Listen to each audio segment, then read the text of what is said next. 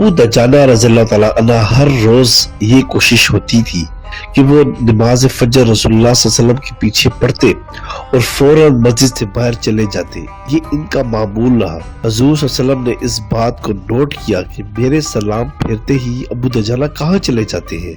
एक दिन आप सल्लल्लाहु अलैहि वसल्लम ने इनसे जल्दी जाने की वजह पूछी। अबू दजाना ने अर्ज किया, या रसूलल्लाह, मेरा घर एक यहूदी के घर के साथ जुड़ा हुआ है। यहूदी के घर में एक खजूर का दरख्त है जिसकी अक्सर शाखें मेरे घर की तरफ भी झुकी हुई है। रात को अक्सर हवा चलती है जिससे आम तौर पर कुछ खजूरें मेरे घर में भी गिर जाती हैं। वो जमा करके इस यहूदी के घर भिजवा देता हूँ, मगर मेरे घर में अक्सर औकात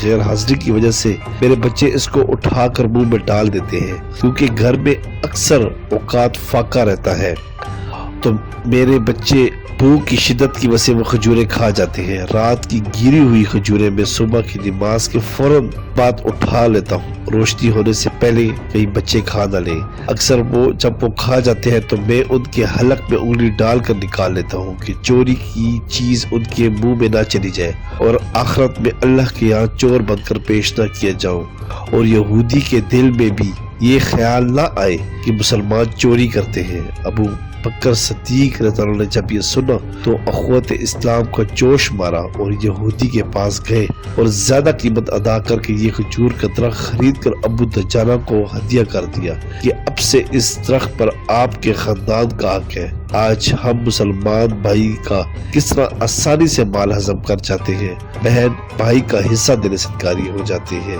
ये सहाबा एक यहूदी के माल की फिक्र थी कि अल्लाह और इस यहूदी के नजदीक चोर न खिलवाऊं, क्योंकि इनको अपनी आखिरत का डर सवार रहता था। इसलिए तो सही उन्हें कहते हैं कि रज़ियल्लाहु ताला अन्हुम, यानी अल्लाह इनसे राजी हुआ और वो अल्लाह से राजी हुए।